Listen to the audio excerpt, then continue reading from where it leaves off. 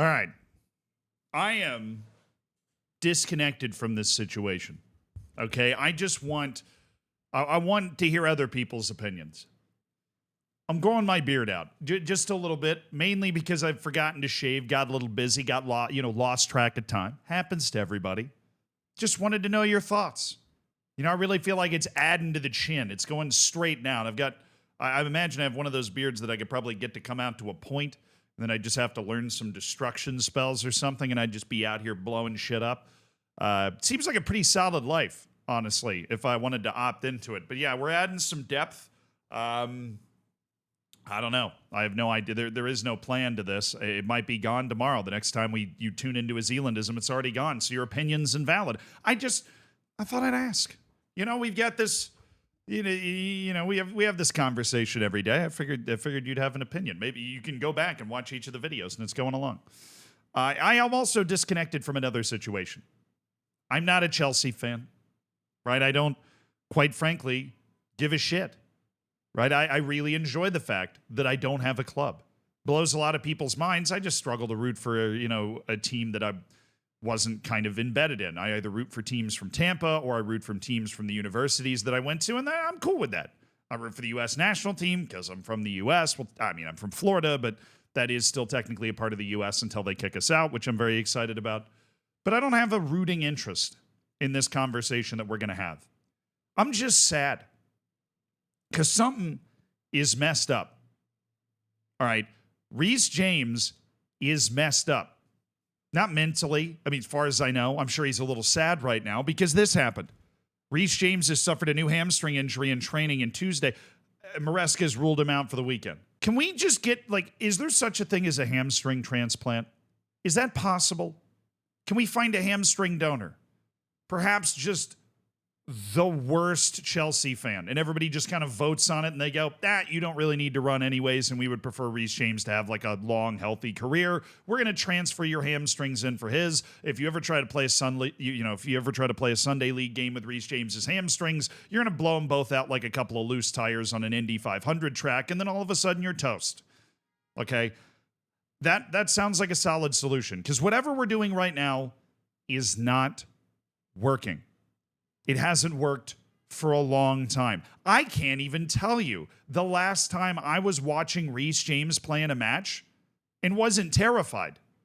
And I haven't even been watching Reece James play in a match while being terrified a lot because he doesn't play. He's a ghost. Reece James is a memory, more so than basically any player that I can remember that has these sorts of injury issues. Outside of Terrell Malacia, who literally disappeared. I'm pretty sure that guy's not even real. But Reece James is a figment of our imagination. He's a close second. Right? At least Jack Wilshere would show up and play. He would play worse each time. Right? Christian Pulisic was down in the count for 2 years, but eventually he just got the right duct tape combination to get the hamstrings back on, and he's back doing his thing. Typically, these types of people, Gio Reyna, just me knowing the American examples here, have these sorts of injuries, and they take them out for a good portion of the year, but they still play like a solid stretch of the year, and then their hamstring goes again, and you go, Reece James doesn't even get that. He doesn't even get that. And that makes me believe that this is way deeper than just do more yoga. Okay? I don't know if I'm the only one in here. I want to look this up just so that you guys get an idea, because everybody always thinks that Reece James has played more than he has. Reece James in his entire Chelsea career has made 112 appearances. That is in 6 years. As predominant as he's been in the mind of people that follow football, he's only played for England 16 times. Since the start of the 2022 season, over 3 years ago, Reece James has played in 30 Premier League matches. In the last year and a half, Reece James has played in a grand total of 15 matches. I look at all these numbers and I am led to only one conclusion. You have to shut him down. Stop. Literally stop. Sometimes, most of the time, you try to get the player back as quickly as possible. Okay, right. And I'm not saying they do it dangerously, but the goal is to, once you're passing all of the tests, you're good to go. I think the evidence would suggest that even though he is able to pass all the tests and he is judged to be good to go, there is something structurally wrong with the way that Reece James moves, with the way his muscle is constructed, with a combination of those things, with the way he runs, with where he puts the pressure on his foot when he runs, right? With the way that he moves, with the way that he prepares himself, with the way that his body processes his diet. There's so many things that can kind of go into this, right? That it just needs more time to recover. Okay? If you keep trying to bring Reece James back, we are closing in on that threshold where he's just never going to be the same again. How could you not be? I don't blame him at all. Right? You want to play. You're getting paid a ton of money to play. Everybody's making fun of you for not playing. You desperately want to get out there and play. You keep getting out there and trying to play. You show up to training. You feel a little tightness in your thigh, and the whole thing starts all over again. Okay? And if you keep trying to come back too quickly, in the humble opinion of this forehead, you're going to make it worse. People are always really afraid to do this. But I have long thought that it might be the best, most appropriate solution to these long-term recurring injuries, right? They went for the surgical option and basically redid his entire hamstring, and clearly that has not solved all of the problems. And if you are the player, you are definitely not going to want to do this. You're just not.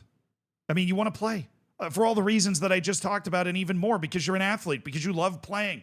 Because it's got to be the most frustrating thing in the world to have one of the coolest jobs in the world and not be able to do it because your hamstring falls off like a wet piece of paper every time you try to move. Right? I can't even imagine how infuriating that is. But I just have a hard time believing that forcing Reece James to come back continuously is a better option than just shutting him down for the year. Shut him down for the year. Don't play. Just don't play. Just chill. Do some other workouts. Keep yourself in shape. Just don't play. Kick the ball. Don't run. Just don't do it. 6, 7 months. Shut him down. I was starting to make this argument for Christian Pulisic after he blew his tire a couple of times. He went into a league where, the schedule's a little less strenuous, and he's been able to find success in that way. Maybe that's the sort of thing that would be able to help Reece James out. But Reece James' situation is considerably worse.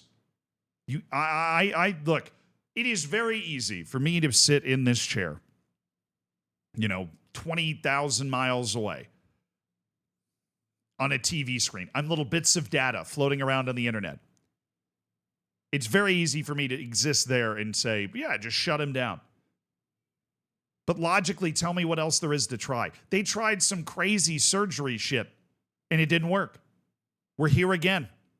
He's not available on the weekend. Every time this guy sneezes, he gets tightness in his thigh. And then we're back. And then we're back again. And then we're back again. And then we're back again. At some point, somebody's going to do it. I don't know when. Maybe it'll be Reece James. Maybe it'll be 10 years from now when some other promising kid's up and coming and it's Pedri and they go, you know what? We're just not going to play him for a year. We're going to let him get his legs back under him. We're going to let him go through this workout program to kind of re-strengthen his legs. We're not going to worry about running. We're not going to worry about, all this other shit. We're just going to let him focus on getting right. Forget about playing for a year. You're shut down. You're not even registered. We're not even going to register you for the league. You're under contract for 5 years. And we think that this, medically, we think this is the best move. And then when you come back from that, you're going to be feeling like a whole new man. You're not going to have 30, 40, 50 games on your legs like a lot of these players do every single season. You're going to have 0. You're going to reset the odometer. You're going to Ferris Bueller it, break it, and then roll the, numbers back. All of a sudden, the car's got less miles on it.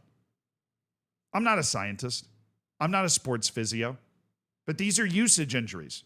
And if they keep occurring, take them out longer. Make them recover more. I mean, I would assume at this point, you've tried everything else. So why not try the random dude on the internet's idea? Because I swear to you, a team is going to do this at some point. They're going to look at a situation like this where you have this long-term talisman who wants to spend his entire career at a club. Then they go, you know what? Instead of trying to squeeze whatever we can get out of him now, it's like trying to squeeze orange juice out of a rock. We're going to wait. We're going to rest him. We're going to let him get his legs under him. And we are going to get a better version of Reece James because of it. I hope they do it because I feel terrible for Reece James. This is just an awful situation. If you follow sports, you watch this happen to athlete after athlete. It's happening more and more in football, right? Gavi blew out his ACL. Rodri blew out his ACL. I mean, that obviously could just be more isolated stuff. But Pedri, that plays the 70 matches in a season, looks like a 40-year-old man, and then all of a sudden his body falls apart, right? Wilshere, Michael Owen. I do a podcast with Julian Gressel of Inter Miami, which is something I hadn't mentioned on this episode today, so I just wanted to help you hit your Zealandism bingo. And we had Tim Ream on, and I've mentioned that interview before because he talked about something very interesting. I asked him what he would want to take from English player development and transfer to, what would he want to transfer over to the U.S.? And he said, I don't actually really know because I don't really like the way they do it.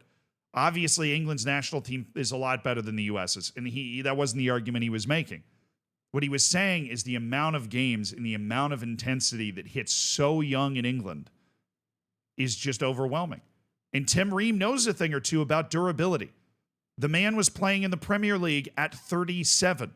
The man is captaining the United States national team at 38, which I know, an easy national team to make fun of, been the best national team in CONCACAF for a while now. Top 15 national team in the world that has made the knockouts at 3 of the last 4 World Cups. He's 38. He's the captain of that team right now. So he knows what your body goes through in a lot of these situations, and he knows the rigors of playing an English season. He did it 10 times. And you see, particularly in England, these young kids that come up and they become stars and they play early and then they burn out early. Even Wayne Rooney, relative to a lot of the guys that he's younger than Cristiano Ronaldo. Feels like Wayne Rooney's career ended a decade ago, right? He made it to where the years started with 30, but barely. I mean, these kids are professional at 14 years old. They're playing, an unbelievable number of matches and going through a full professional regime. No wonder people like Dele Alli fall out of love with the sport. I feel like I've kind of gotten distracted from the actual point, which is that Reece James is really damaged. Really, really damaged. And in order to recover from a lot of damage, you need a lot of time. And I wish that somebody could come in and see the forest instead of the trees here and shut the guy down. Because if you're a fan of ball, you just want to see Reece James playing. Because my goodness, you remember a couple of years ago when this dude was better than Trent in a lot of ways? Like, where have we gone? Well, we've gone straight into the medical tent.